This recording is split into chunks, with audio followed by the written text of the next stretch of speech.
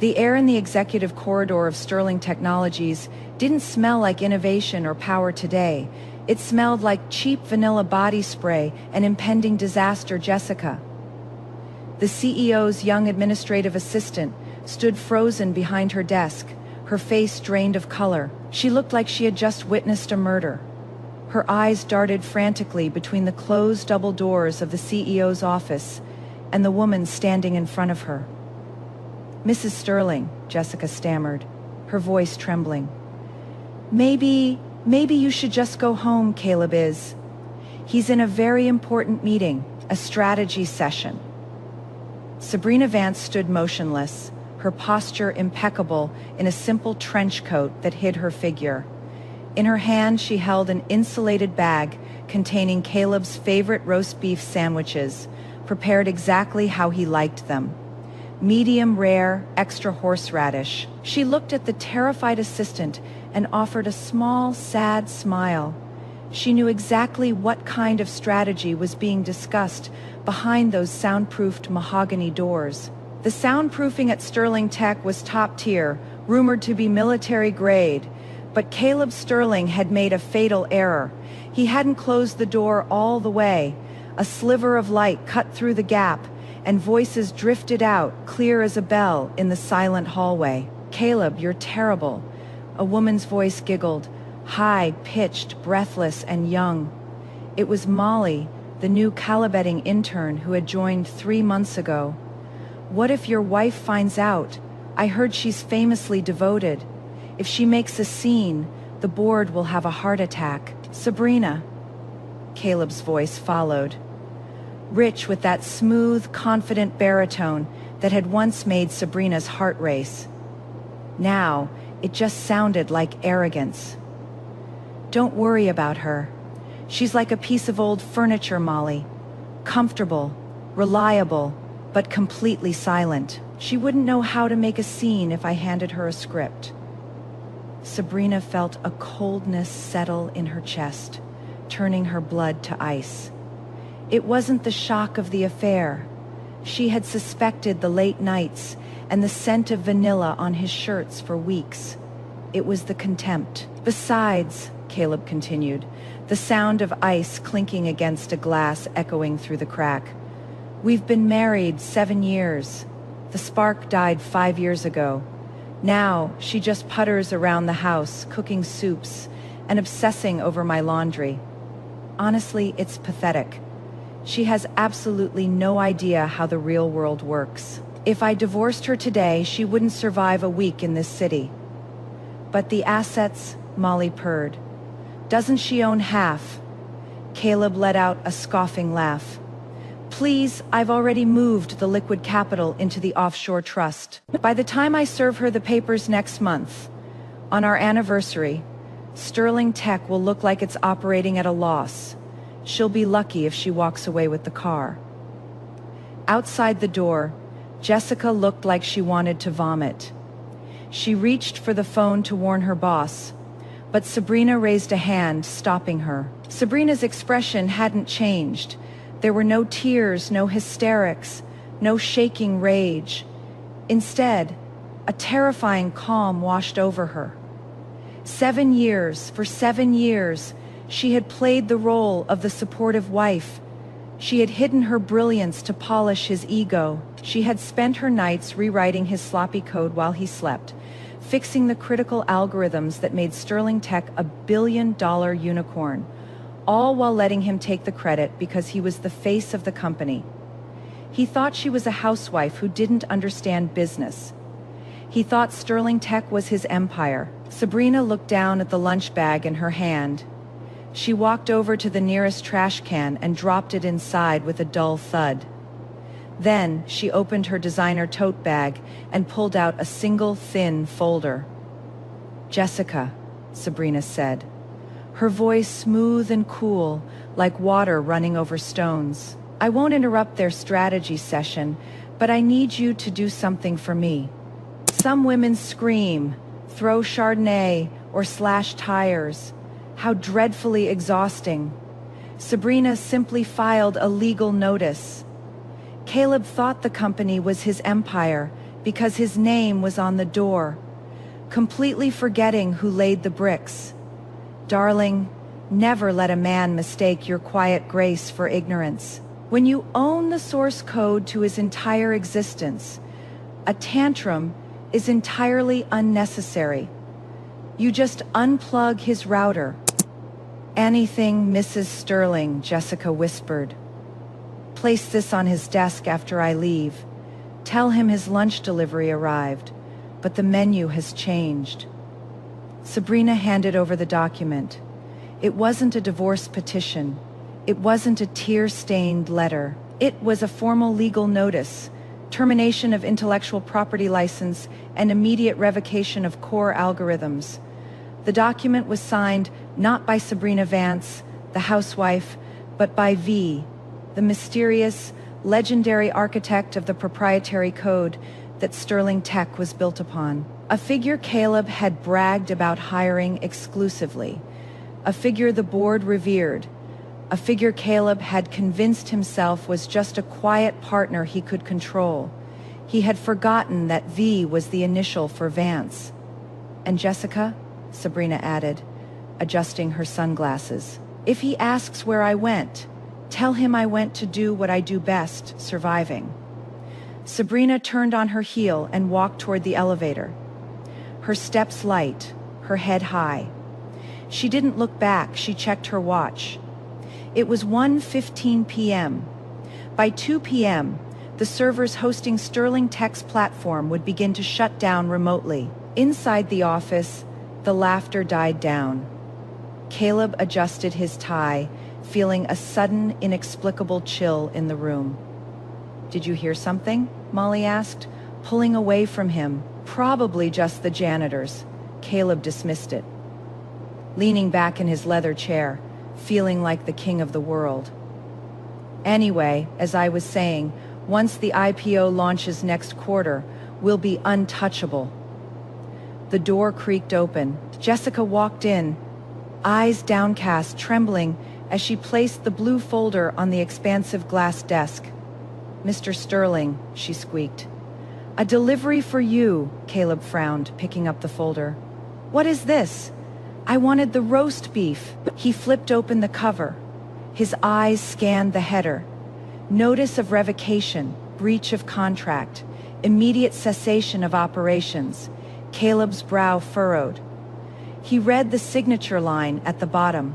Signed, Sabrina Vance. The color drained from Caleb Sterling's face so fast it looked like his soul had left his body. The glass of scotch slipped from his fingers, shattering against the floor. But the sound was drowned out by the roaring silence in his head. The boring housewife didn't just make sandwiches. She owned the company's brain, and she had just turned off the switch. Caleb Sterling drove his Porsche 911 like a man fleeing a crime scene, weaving through the afternoon traffic of the Merritt Parkway with white-knuckled desperation. His heart was hammering against his ribs, a frantic rhythm that matched the chaos swirling in his mind. It had to be a mistake, or a bluff. Yes, that was it, a desperate attention, seeking bluff from a woman who felt her expiration date approaching. Sabrina wouldn't dare shut down the core algorithms. She loved him. She was obsessed with him. This was just a tantrum, a cry for help, because she probably sensed he was pulling away. He would go home, turn on the charm, maybe squeeze out a few fake tears, and promise her a second honeymoon in the Maldives. She would fold, she always folded. He pulled into the driveway of their sprawling estate in Greenwich, the gravel crunching loudly under his tires. The house stood majestic on the hill, a symbol of everything he had achieved, or rather, everything he had claimed credit for. He didn't bother with the garage. He parked crookedly on the front lawn and stormed toward the massive oak double doors. He punched his code into the biometric keypad. 10:15, the date of the first time they met. Bezetz, a red light flashed. Access denied. Caleb frowned, wiping sweat from his forehead. He punched it again, harder this time. 10:15. Bazette's access denied. What the hell? Caleb muttered. He pressed his thumb against the scanner. Buzzist, user not recognized. A cool, synthetic female voice drifted from the hidden speakers in the porch ceiling. It was the house's AI system, Aura, which Caleb liked to brag he had beta, tested himself. I'm sorry, but there is no user profile for Caleb Sterling in the active registry. Please vacate the premises. Aura override, Caleb shouted at the ceiling, his composure cracking. It's me, Caleb. Open the goddamn door. Voice pattern analyzed, Aura responded smoothly. Threat level, moderate, initiating level 1 defense protocol. Before Caleb could process what level 1 meant, the hidden sprinkler heads lining the manicured flower beds erupted. But they weren't aiming at the hydrangeas. They swiveled with military precision, targeting the man standing on the porch. Icy water blasted him from 3 angles. Caleb gasped, shielding his face. His custom Italian wool suit soaking through in seconds. He scrambled backward, slipping on the wet slate tiles, flailing his arms like a windmill before crashing hard onto his backside in a puddle of mud. Caleb, a shrill scream pierced the air. Caleb wiped the mud from his eyes to see a yellow taxi idling at the gate. Molly was stepping out, looking like a runway model in a white silk dress, clutching a bottle of Dom Perignon. She had clearly come expecting a celebration, perhaps to measure the drapes for her new life as the lady of the manor. Instead, she saw the CEO of Sterling Tech sprawled in the mud, looking like a drowned rat. What is going on? Molly shrieked, running over, her heels sinking into the soft grass. Why are the sprinklers on? Turn them off. Don't come closer, Caleb sputtered, spitting out dirty water too late. The AI system tracked the new movement. Accomplice detected, Aura announced. Widening perimeter. The perimeter sprinklers hissed to life. A curtain of water swept across the lawn, drenching Molly instantly. Her expensive blowout collapsed, mascara running down her cheeks in black streaks.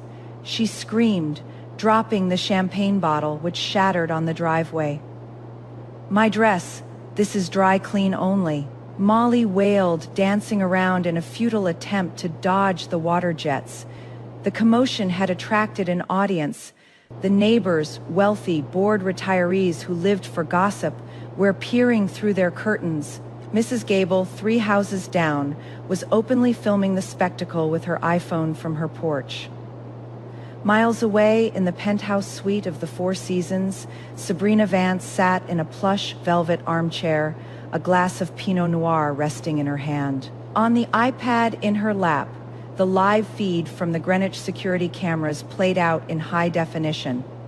She watched Caleb slip in the mud again as he tried to stand up. She watched Molly screaming at a sprinkler head. Sabrina took a slow sip of wine. It tasted like oak and victory. There was no anger in her eyes anymore, only a detached curiosity. It was fascinating, really, how quickly a man's dignity could dissolve when you stripped away the infrastructure he didn't build. She tapped the screen, opening the smart home admin panel. She saw the notification log. User Caleb deleted by admin V user. Molly tagged as solicitor.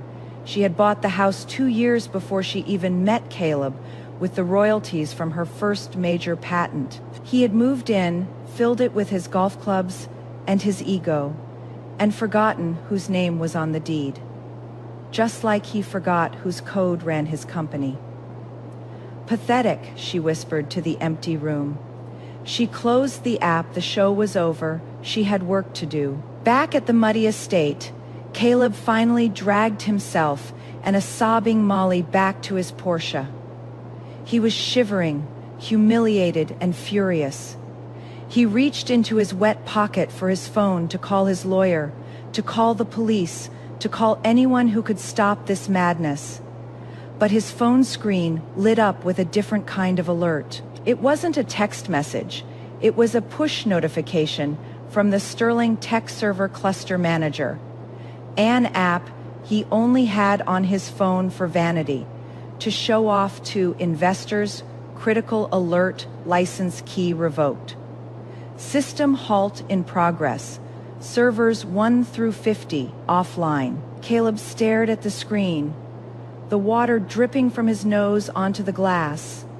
The numbers on the screen were counting down, not seconds, but dollars. Millions of dollars evaporating into thin air as the company's platform crashed in real time. Caleb. Molly whined from the passenger seat, shivering. "Fix this, take me." Caleb didn't hear her. He stared at the phone, reading the final line of the system error message. Error 404, architect not found. For the first time in his life, Caleb Sterling realized he wasn't the player. He was just a piece on the board, and the Queen had just made her move. The conference room at Sterling Tech was a glass cage of panic. It had been 24 hours since the servers went dark, and the company's stock was in free fall, bleeding value like a stuck pig. Caleb Sterling paced the head of the table, looking haggard. He had traded his ruined Italian suit for a fresh one, but the dark circles under his eyes betrayed him. The board members, a collection of gray-haired men in expensive suits, were shouting over each other, demanding answers. "Caleb, the investors are pulling out," shouted the CFO, slamming a fist on the table.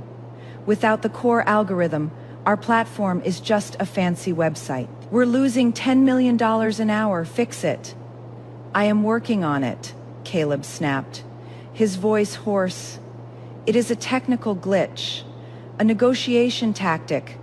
My wife, Sabrina, she is just confused.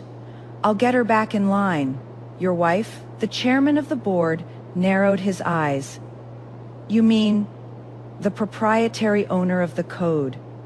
"Caleb, did you honestly build a billion-dollar company on intellectual property owned by your spouse without a permanent transfer agreement?" The silence that followed was suffocating. Caleb opened his mouth to lie, but the doors swung open. A man walked in. The room temperature seemed to drop 10 degrees. It was Julian Blackwood. Julian was everything Caleb pretended to be: effortlessly elegant, undeniably powerful, and born into a legacy of wealth that stretched back to the Mayflower. He wore a charcoal suit that cost more than most people's cars, and his presence commanded immediate, terrified respect. He was the head of Blackwood Capital, a global investment firm known for two things: saving distressed companies and devouring them whole. He was also, Caleb remembered with a jolt of bitterness, Sabrina's old college lab partner, the guy who always hovered in the background, the friend Caleb had successfully pushed out of the picture 7 years ago. "Gentlemen," Julian said, his voice smooth and dangerous. He didn't even look at Caleb. He took a seat at the opposite end of the table, his team of lawyers fanning out behind him like sharks smelling blood. "I hear you have a liquidity problem." "Julian," Caleb said, trying to muster a smile. "Good to see you. We're just having a minor hiccup. Nothing we can't handle." "A minor hiccup?" Julian raised an eyebrow. He slid a thick document across the polished mahogany table. "Your stock is down 40%. Your primary service is offline. You have 48 hours before the CC starts asking questions about your disclosures." "I am not here to catch up, Caleb. I am here to offer you a parachute." Caleb looked at the document. It was a capital injection agreement. $500 million, enough to stabilize the stock, pay the penalties, and maybe, just maybe, buy enough time to replicate Sabrina's code. "What are the terms?" Caleb asked, his hands sweating. "Standard," Julian shrugged. "Blackwood Capital takes a 51% controlling interest. You stay on as CEO, retain your title, your salary, your image. We handle the back end. We stabilize the tech. It was a deal with the devil, but it was a lifeline. Caleb's ego flared. He could stay CEO. He could keep the prestige. He could show Sabrina that he didn't need her, that he could find money anywhere. He would sign this, get the cash, hire 1,000 engineers to rewrite her code, and then divorce her with nothing. I need to read it, Caleb said.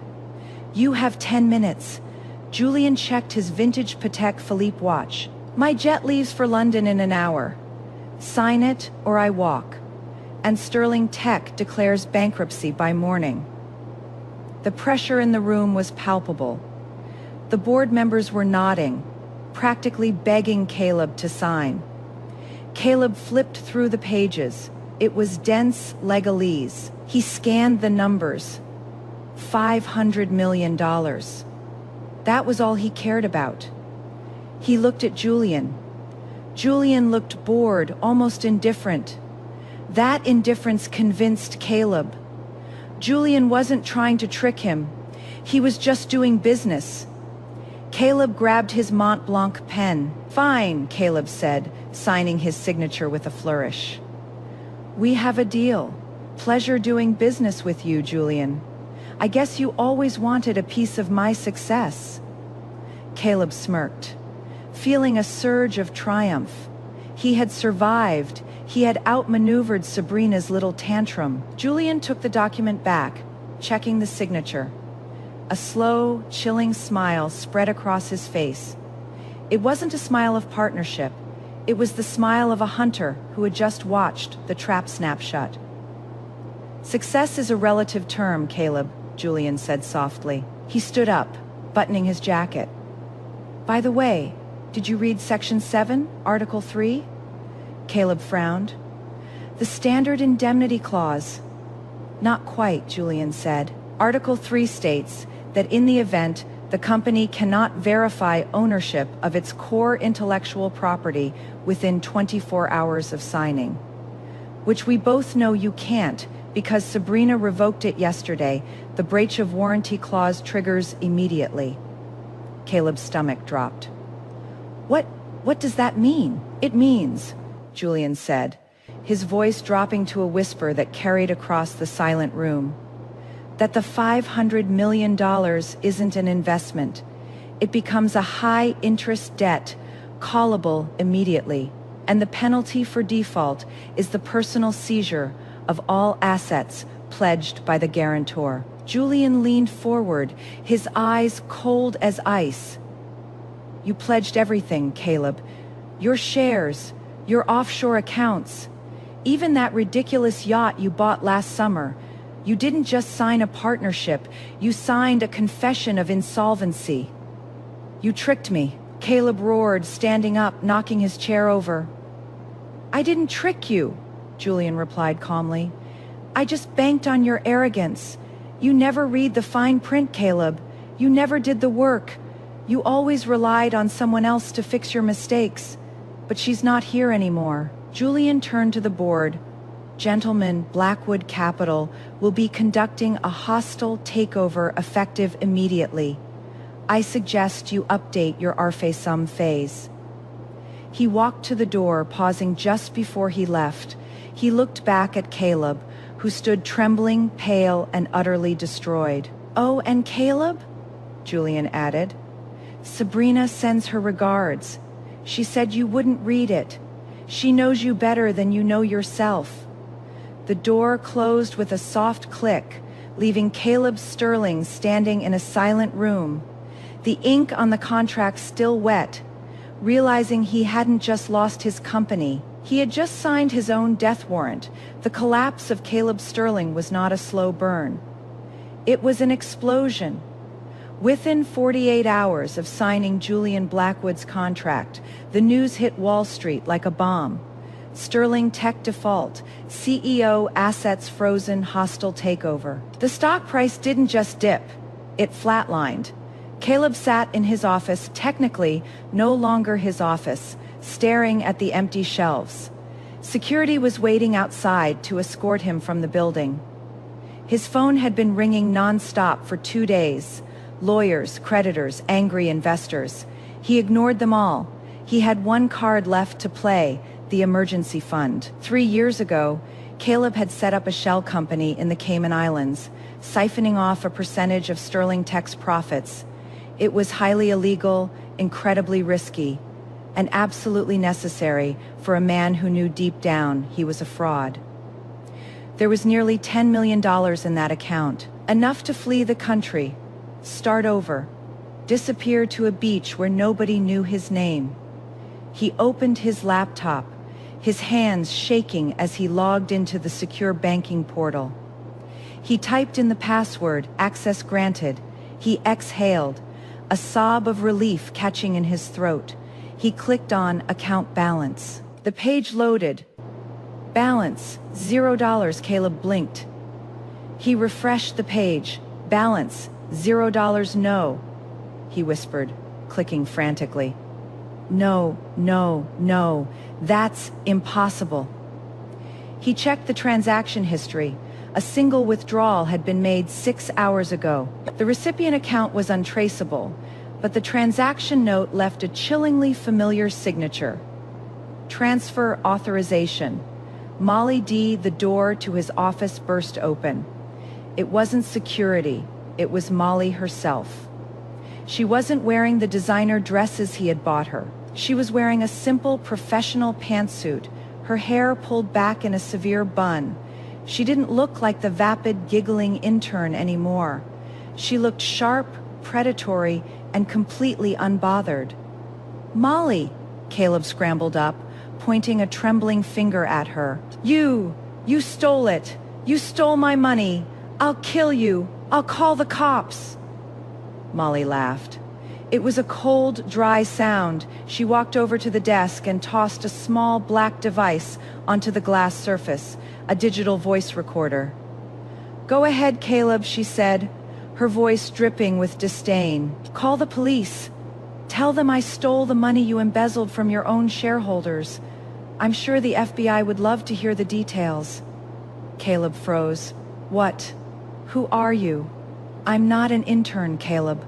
Molly sneered, leaning against the doorframe.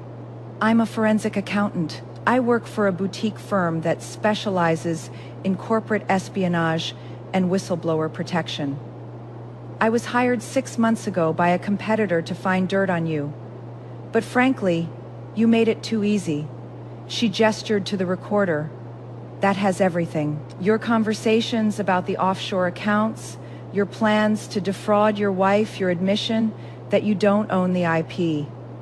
I already sent a copy to the SEC and the district attorney in exchange for full immunity and a percentage of the recovered assets, which, thanks to you, is quite a lot.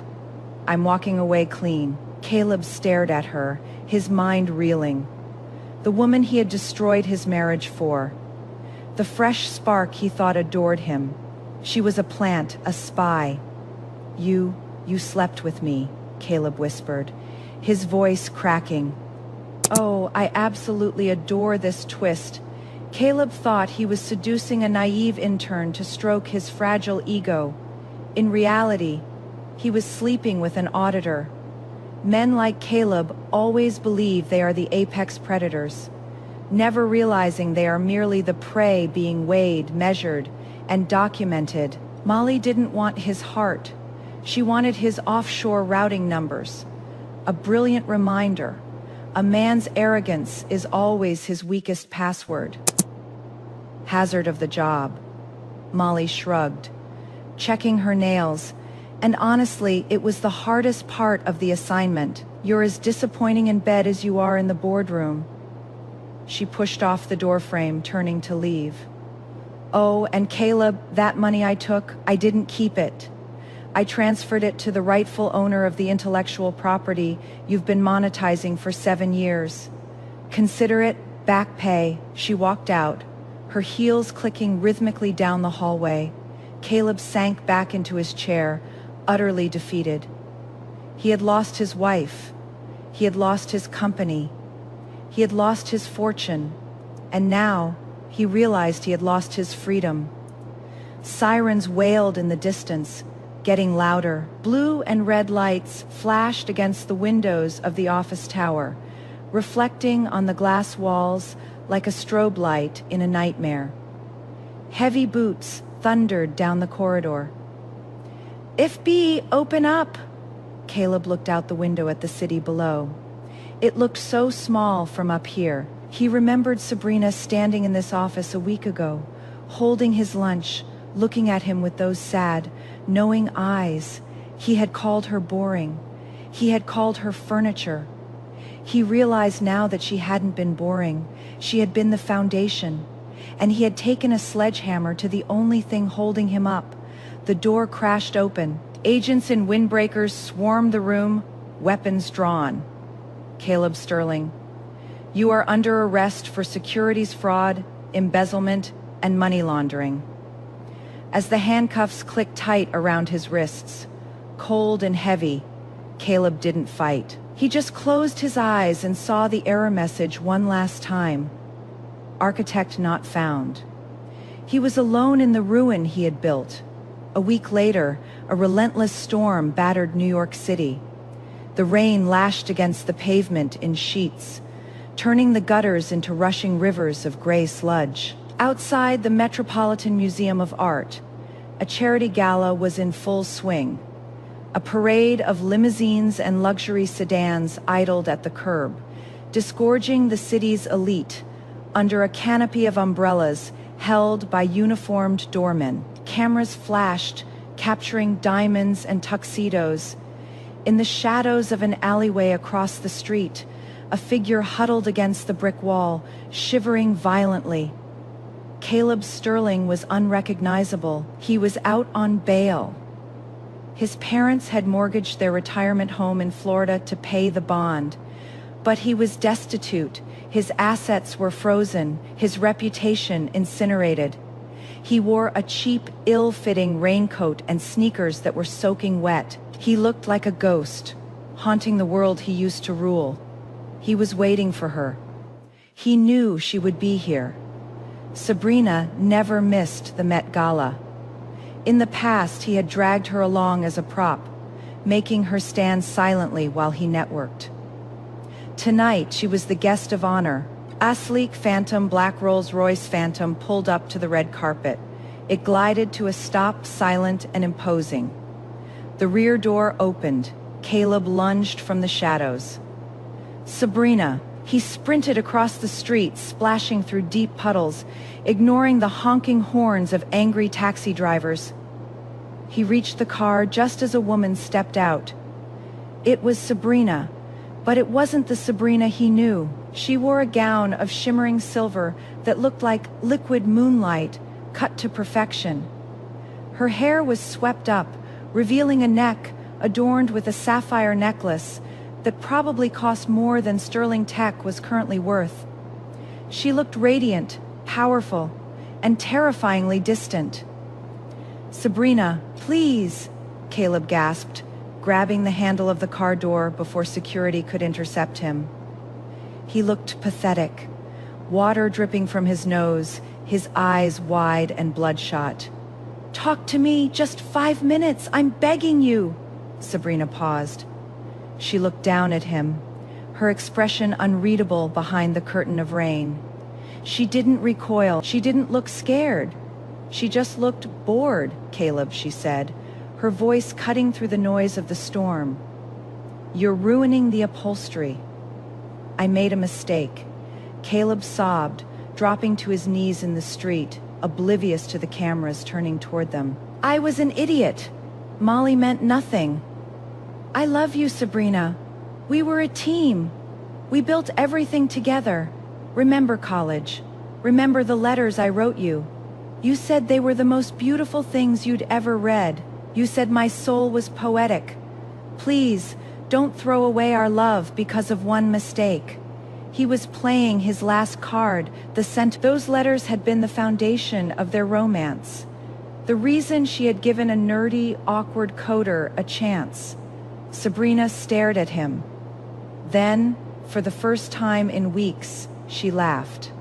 It wasn't a cruel laugh. It was a laugh of genuine, pitying disbelief. "Oh, Caleb," she sighed, shaking her head. "You still don't get it, do you?" She leaned down, her face inches from his, protected by the umbrella held by the doorman. "Those letters, the poetry, the deep, soulful longing," she whispered, her voice soft but lethal. "You didn't write them." Caleb blinked, confusion breaking through his hysteria. "What, of course I did. I copied them. I mean, I wrote them." "No," a deep voice came from inside the car. "A man incapable of writing his own code is, quite naturally, incapable of writing his own love letters." Caleb outsourced his romance, just as he outsourced his intellect. He was never a partner. He was a middleman. Realizing your marriage is a fabrication could break a lesser woman. For Sabrina, it was merely the final audit. She didn't lose a poet, she just fired a very bad plagiarist. A hand reached out, strong and steady, pulling Sabrina gently back. Julian Blackwood leaned forward into the light. He looked impeccable in a tuxedo, dry and warm. "I wrote them," Julian said simply. Caleb stared at him, his mouth opening and closing like in college, Julian continued, his eyes locking onto Caleb's with a mixture of contempt and triumph. "You begged me to help you woo the smartest girl in the class. You said you couldn't put two sentences together without sounding like a manual. So I wrote them. Every word, every metaphor, every promise of eternal devotion." He looked up at Sabrina, his gaze softening into adoration. "I wrote them to her, Caleb. I just let you sign your name because I was a coward back then. I thought she wanted the loud, confident frontman. I didn't think she'd want the quiet guy in the library." Sabrina looked at Julian, a tender smile touching her lips. "I kept them, you know, not because of Caleb, but because the words, they always felt like they came from someone else, someone who actually saw me." She turned back to Caleb, her face hardening into stone. "You were never the poet, Caleb. You were just the postman. And you were never the architect. You were just the facade. And now, you're just a stranger in the rain." "Julian," Sabrina said, turning her back on her ex-husband, "let's go inside. It is cold out here." "Sabrina, no!" Caleb screamed, lunging forward again. But a wall of security guards materialized, blocking his path. He watched helplessly as Julian took Sabrina's hand, helping her out of the rain and onto the red carpet. They looked like royalty. They looked like they belonged together. Caleb was left kneeling in the gutter, the rain washing away his tears, the realization crashing down on him with the weight of a skyscraper. He hadn't just lost a wife. He had been living a lie for 7 years. He had stolen another man's words, another woman's genius, and convinced himself he was a god. Now, stripped of the lies, he was nothing. The Rolls-Royce pulled away, its taillights disappearing into the stormy night, leaving Caleb Sterling alone in the dark, with nothing but the echo of a love story that was never his to begin with. 6 months later, the morning sun bathed the streets of Manhattan in a crisp, golden light. It was a day for new beginnings, but for Caleb Sterling, it was the end. The federal courthouse in Lower Manhattan was swarming with reporters. They weren't there to celebrate him. They were there to document the fall of a tech titan. Caleb shuffled out of the transport van, his wrists cuffed, his ankles shackled. He wore an orange jumpsuit that hung loosely on his gaunt frame. His hair, once perfectly gelled, was shaved close to his scalp. He kept his head down, refusing to look at the cameras, refusing to see the pity and the glee in the eyes of the public. The judge's gavel had fallen an hour ago, guilty on all counts. 20 years.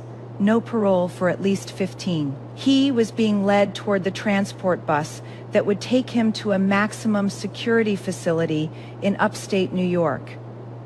As he waited for the guards to open the heavy steel cage door, his eyes drifted upward, across the street, on the massive digital billboard that dominated Times Square. A familiar face looked down at him. It was Sabrina, but the caption didn't say Mrs. Sterling. It said, "Vance Capital, investing in the future." The image showed Sabrina standing on the balcony of the New York Stock Exchange, ringing the opening bell. She wore a tailored white suit that screamed power and grace. Confetti rained down around her like snow. Standing just behind her, applauding with a look of unadulterated pride, was Julian Blackwood. Caleb stared at the screen, mesmerized in the interview clip. Playing on the jumbo screen, a reporter asked her a question. "Miss Vance, after everything you've been through, the betrayal, the corporate theft, the divorce, how did you find the strength to rebuild so quickly?" On the screen, Sabrina smiled. It was the same smile she had given him on their wedding day, but now it belonged only to herself. "I didn't rebuild," she said, her voice amplified across the square. "I just stopped holding up a crumbling building. Sometimes you have to let the weak structures fall so you can build something that lasts." She looked at the camera, and for a split second, Caleb felt like she was looking directly at him. Through the screen, and I realized, she continued, that I was never the accessory. I was always the architect. The guard shoved Caleb forward. "Move it, Sterling." Caleb stumbled onto the bus. He sat near the window, pressing his forehead against the cold wire mesh. As the bus pulled away, merging into the traffic of the city he had once thought he owned, he watched the billboard shrink into the distance. Sabrina and Julian were still up there, frozen in pixels, larger than life, immortalized in their victory.